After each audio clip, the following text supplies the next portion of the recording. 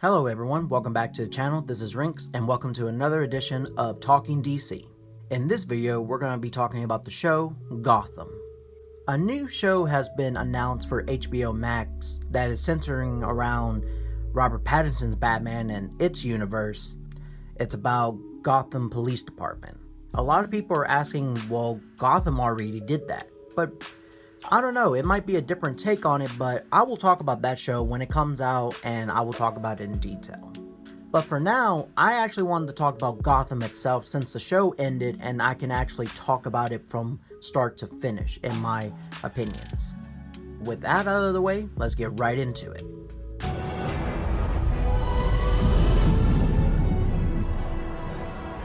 To be honest, I don't know where to start, because I have a lot of mixed feelings about Gotham.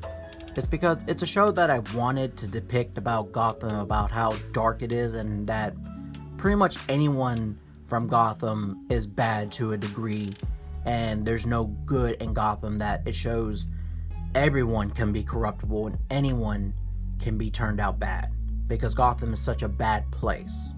Jim Gordon, through the progression of the show, he was proven to be corruptible this entire time. Because growing up, I thought Jim Gordon would be like this, oh, he's a good cop, but when you really think about it, Jim Gordon, he gets his hands dirty.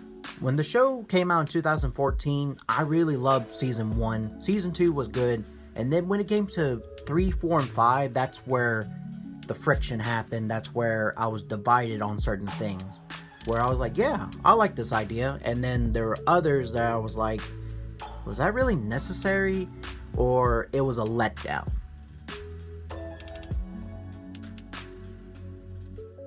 The first thing I wanted to talk about Gotham is the unnecessary decisions in the show. And boy, do I have a lot of them. There was a lot of things I disagree with Gotham. A lot of things didn't make sense, and some things they could have done without. And some things I think they did. I don't know if it's because they were rushed into it because they didn't know the show was going to end in season, or they were just trying to please fans, like, giving a lot of fan service to them. One thing that I really disagreed with was Mr. Freeze. I did not like how they inserted him really quickly, and they did his whole arc in 2 episodes, but it didn't tie anything well, and then at the end of it, he was just a bodyguard, or he was a hitman, and I did not like that. It would have made sense if you would have introduced him like he was a reoccurring character, and maybe you get hints of him, but he wasn't with his wife at the time. And then by the progression of the show, they started bonding with each other, where you get this connection of how the two were in love with each other, and how it shows Victor Freeze's love for Nora. And then towards the end of the series, that's where you get hints that she gets this uncurable disease, and then it leads to open interpretation of him becoming Mr. Freeze, or what he has to do to save Nora. And to me, they just killed it off. Like, literally, they killed Nora off. I was like, why did you do that? That was really unnecessary. There's other topics. I don't want to just stick on this one, because any of these topics I talk about can be a video on its own. Adding on to unnecessary decisions is Poison Ivy. This one I really hated. It's because they treated Poison Ivy like as if she was just simply a seductress, where she seduces you. And yes, I do understand about Poison Ivy, that's part of her character, but that's not all to her character.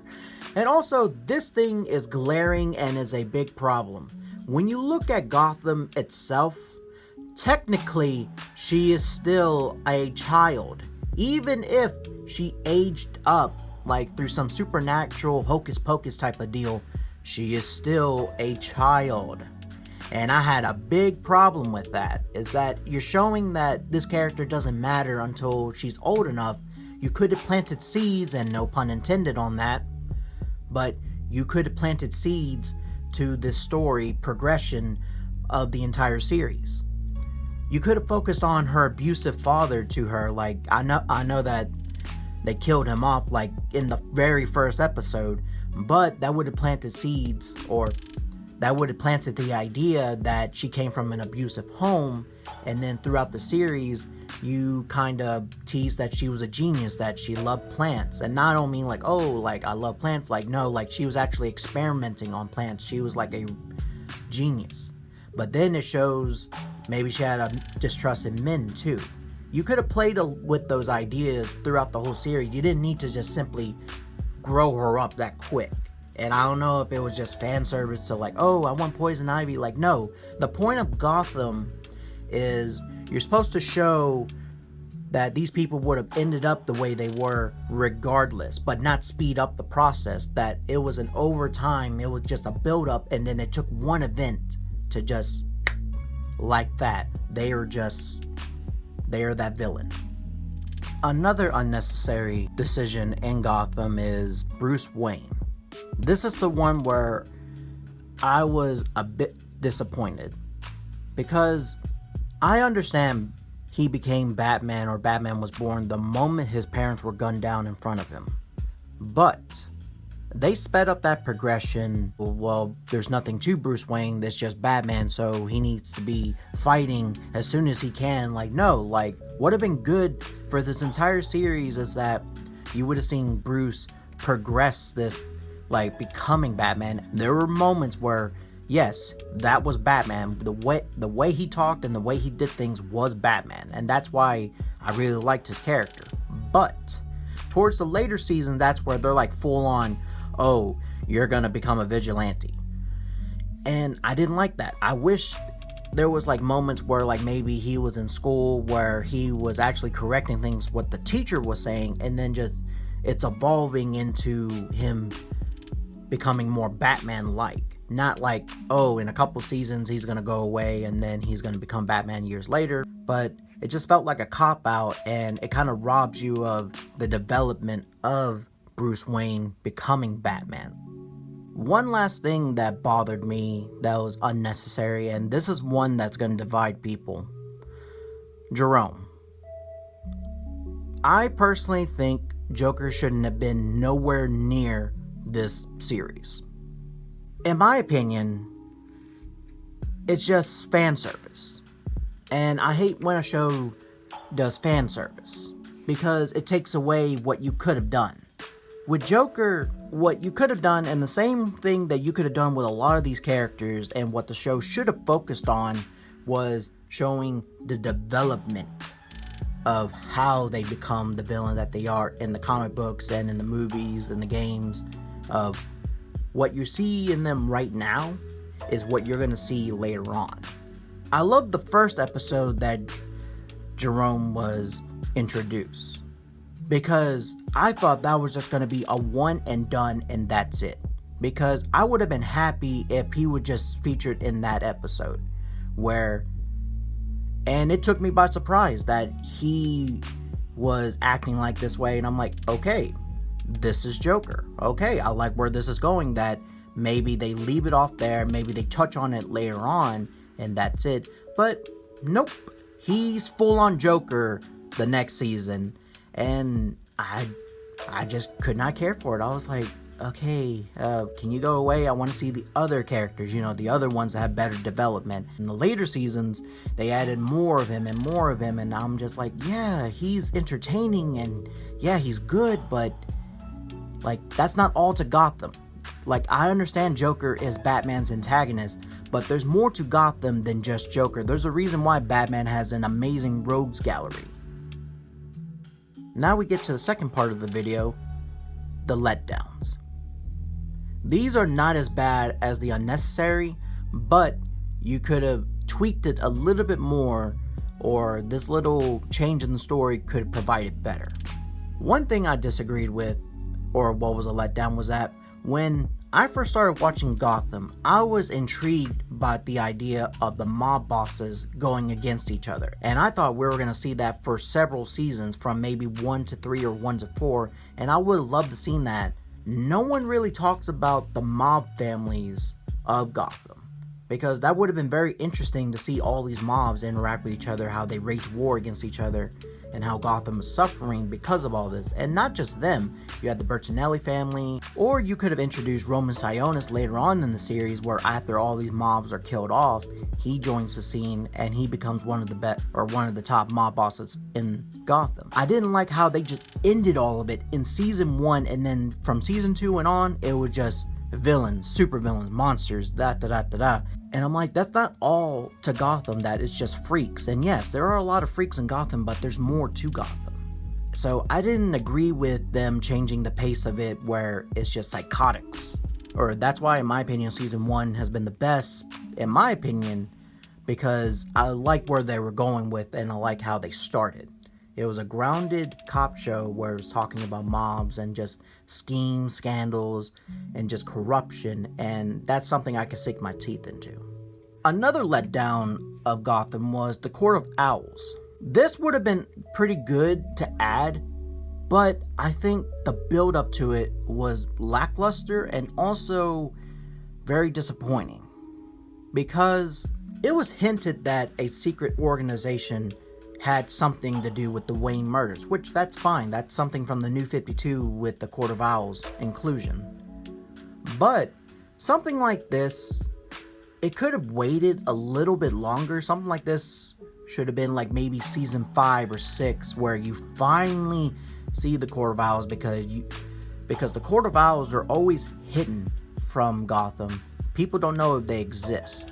The way they just kind of rushed it really quickly, it was like I wasn't given a chance to even like the Court of Owls, and then it was just lackluster of how they were defeated, and then just, oh, they were just working with Ra's al Ghul. I was like, oh, okay. Continuing on, another one was, and it's not because the character is bad, I want to stress this, he's actually one of my favorite characters in the series, Hugo Strange. Not because the character's bad. Again, I loved B.D. Wong's portrayal of Hugo Strange. My disappointment, or the letdown, was he wasn't in there enough. And another thing that they could have played out in the entire series is he could have been working at Arkham Asylum, like maybe low level, and he's just a regular psychiatrist. He implants ideas in people's heads, not like full on experimenting, which maybe he'll eventually get to it, but he plants these ideas like maybe when Riddler goes to Arkham Asylum finally because of his schizophrenia, he starts planting ideas like, well, maybe you're a genius. Maybe, you should do this. Like, planting little seeds in his head. Same thing with the other villains in Gotham, is that he plants ideas where it kind of sends them into the road of them becoming the villain that they are in the future. And that was just a missed opportunity where he could have deep dive into their head, where he could have figured them out. Like little things like maybe Mr. Freeze, maybe a little thing happened with him. Just a lot of things they could have done with Hugo Strange, and it was just a major letdown to me. I hope that you're with me this entire time, because I'm done talking negative about the show. Now I want to talk about the standouts of the show. Like I said before, I may have my differences with Gotham, but it's still an amazing show. I don't know where to start to talk about the good things, the standouts. Let's go ahead and talk about maybe Firefly. Firefly was one of my favorite villains of the show, and I really loved her story. I actually think they should make her canon in the official DC universe. Or like maybe mention that there's a female Firefly somewhere in the multiverse.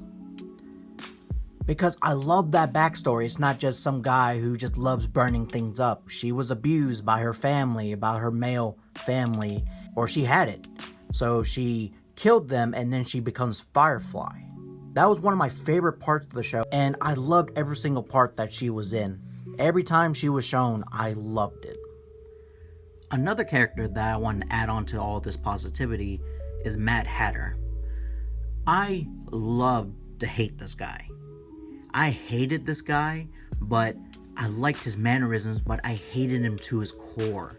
Just his motives, and he was disgusting, he was a creep.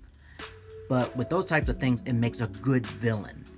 And just mixed up with the other villains that's in Gotham, he's a good welcome addition. Maybe my favorite Mad Hatter of all time. Of all the little things we got, I like the animated series one, but with the live action one, he seems to be my favorite right now. Adding on to the female characters that were good in the show, Fish Mooney. Fish Mooney I loved. I wish they would add her to the canon. I really wish that they add Fish Mooney. I don't know where to start from her. Everything about her in season 1, and then I will admit I hated that they killed her off and like they gave her powers. With Fish Mooney, I like the idea that she was a woman of power, where she had to start from small beginnings, like she had a bad upbringing, and then she had to work with what she had. She had to like climb the ladder and then get to the position she was at. I loved every scene that she was in. I couldn't get enough of Fish Mooney, and I think she should have been more into that role of maybe she finally becomes a mob boss, and then you had to deal with her several seasons. Another standout was Riddler. Again, differences on his story arc, but I loved him in season 1 and 2. But in my opinion, they should have enhanced it a little bit more. Like they should have extended his breakdown for a couple more seasons, and then full on, okay, he's losing himself. Like, because I like the little hint in season 1 where he was cracking.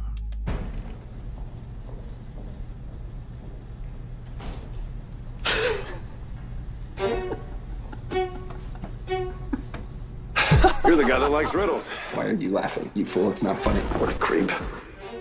She'll keep digging. Why did you have to leave a clue? Why? Relax. What can she find? What can she prove? Nothing. There's no body. Stop worrying. But she looks so sad and angry. I hate it when she looks at me that way. Menacing and weird. Please.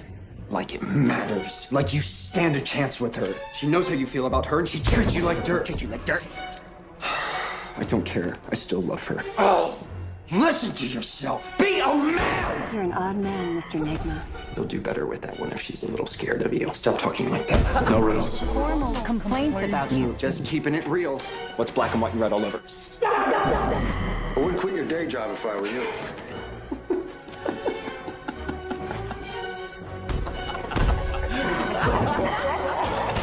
He is so weird. And I think they should have played around with that for about 2 or 3 more seasons, and then, you know, you get full on Riddler later. And of course, Hugo Strange is another standout. Again, for what it's worth, I love his portrayal of Hugo Strange. Like everything about him, like he had his mannerisms, the way he sounded, the way he was manipulating people, it was very Hugo Strange. Jim Gordon was another good character. I know he maybe seemed a bit unlikable, but I like the progression of the character where it shows that he is corruptible. He can do wrong. And that's what I like about a character, is that I hate when a character's all good because they're not capable of doing bad. There has to be some complexity. There has to be something about them that is flawed. And that's what makes a good character, that they're flawed. And when it comes to Jim Gordon, he was very flawed. When it came to Barbara, when it came to decisions in the GCPD, when it came to Lee, and also doing what he had to do and end up costing him a lot. There was a lot of that in Gotham. That's what worked in the show, was that his way of trying to do what's right, but at what cost? At the cost of his own soul. I love Harvey. Harvey is another standout to me, that they got him to the T of how he acted. And I can't wait to see him in the HBO Max show if they add him. And I don't know who would they add. I know they wouldn't add the same person, but if they would keep that maybe a bit more serious, maybe he's a hardened Harvey Bullock, where at times you get his goofy side where he's funny, but he's very serious. He's been through it all and he's about had it. And let's not forget, hello, old friend. Penguin. Penguin is my favorite character in Gotham. When I talk about Gotham, when I mentioned earlier about how they should have added which characters of their progression and maybe not speed it up. They should have slowed it down and showed more of it. With Penguin, his progression was solid. It was consistent. The way he started, I would imagine, and the way he ended, that's what I would imagine too. Because when Bruce was murdered, I would imagine Penguin was just starting out in his career of becoming like an underworld mob boss. Because everything in season 1 was right about him. And then seeing him in season 2, where he gets back up, then he falls, gets back up, and falls because somebody else is thwarting his plan. And that's what I would imagine. And then eventually you get to Penguin that we know now. He's the mob boss. Another thing I liked about Penguin was that they combined certain Penguins against each other, because Penguin was kind of a laughingstock growing up, because people think that he was goofy or funny or just he was elegant. And then they took that and they combined it with Danny DeVito's Penguin, and this is what you get, and it was perfect. Everything about Penguin I loved. Like, I even felt guilty for liking the things that he was doing. It's because you know he was justified, but you know he was bad about it, and that's what I liked about it. To summarize everything, Gotham, it may have its flaws, but it's still a really good show. When it comes to Gotham, I think it was necessary for it to exist, and also maybe some of the decisions were necessary to make, because overall, as much as I like to say they could have done this, they could have done that, it's already been done. There's nothing else we can do. But there's always room for improvement with other shows, because ever since Gotham, DC has really been hitting with their DC shows, like at least from the ones from the DC universe. You got Doom Patrol, you got Swamp Thing, you got Titans, and then you got this new GCPD show that's coming out. Not to mention you're gonna have other shows that are coming out that will be in the DC universe and on HBO Max. Because of Gotham, in my opinion, the show's really upped its game. I do credit Gotham for doing that, because without Gotham, we probably would never have gotten Swamp Thing or Doom Patrol or Titans. Because, like I said in other videos, DC is not afraid to show its teeth, to show that it's mature. If you allow it to be what it's meant to be, then you're in for a ride, you're in for some good storytelling. And I do credit Gotham for what it's worth. It was a good show. The new show coming out in HBO Max, I'm pretty confident that that will be a better show. But again, Gotham is still a grade A show. Holy mother.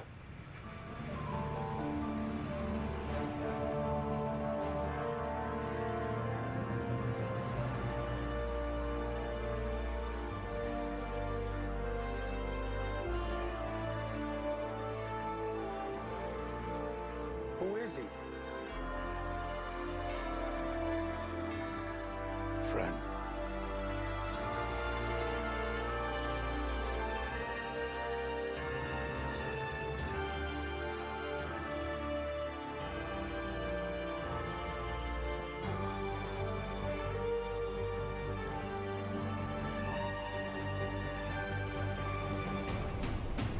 And that's it.